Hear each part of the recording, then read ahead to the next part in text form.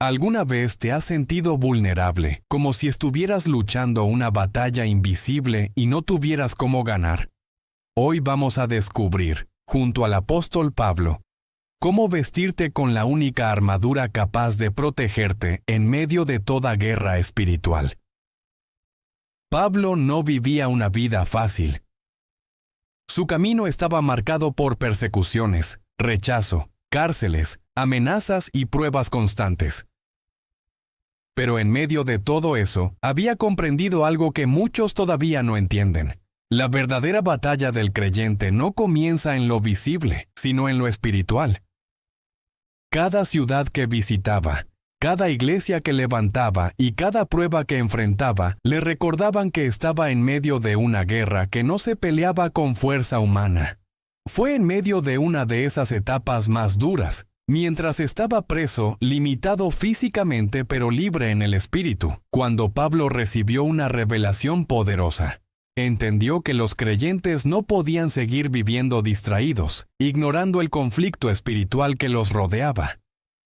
Entonces, movido por el Espíritu Santo, escribió a la iglesia en Éfeso un mensaje urgente y poderoso. Debían vestirse con toda la armadura de Dios. No era una sugerencia, era una necesidad para resistir en tiempos de ataque. Pablo sabía de lo que hablaba, porque no estaba escribiendo teoría, sino experiencia. Había sido golpeado, perseguido, humillado y encarcelado, pero también había visto el poder de Dios sosteniéndolo una y otra vez. Por eso, cuando habló de la armadura de Dios en Efesios 6, estaba revelando una verdad profunda. El creyente no puede vencer en sus propias fuerzas. La verdad debía ceñir la mente. La justicia debía proteger el corazón. La paz debía afirmar los pasos. La fe apagar los dardos del enemigo. La salvación guardar los pensamientos y la palabra de Dios convertirse en espada de combate. Pero aún con todo eso, la batalla seguía siendo real. La pregunta era, ¿estarían los creyentes listos para pelear como Dios manda? Desde una prisión, posiblemente encadenado a un soldado romano, Pablo observó aquella armadura física y entendió la imagen espiritual que los hijos de Dios necesitaban ver. Afuera había imperios, amenazas y persecución. Adentro había convicción, fuego y revelación. En ese contraste, escribió una de las enseñanzas más impactantes del Nuevo Testamento. Porque no tenemos lucha contra sangre y carne, sino contra principados, contra potestades, contra los gobernadores de las tinieblas de este siglo. Pablo estaba en el centro del sufrimiento, pero también en el punto más alto de claridad espiritual.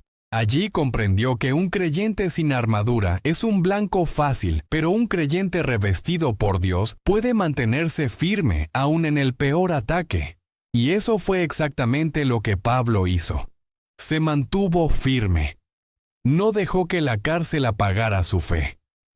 No permitió que el dolor silenciara su propósito. No cedió ante el miedo, ni ante la presión, ni ante la oscuridad. Al contrario, transformó su sufrimiento en enseñanza, su encierro en ministerio, y su prueba en una carta que sigue fortaleciendo generaciones hasta hoy. Efesios 6 no nació desde la comodidad, sino desde la batalla, por eso tiene tanto poder. Pablo entendió que la victoria no consistía en evitar la guerra, sino en permanecer de pie con la armadura de Dios puesta. Y esa misma verdad sigue viva para nosotros. La lección es clara. Si Pablo, en medio de cárceles, persecución y ataques espirituales, necesitó la armadura de Dios, ¿cuánto más nosotros? Efesios 6 no es solo un pasaje para leer, es una estrategia para vivir.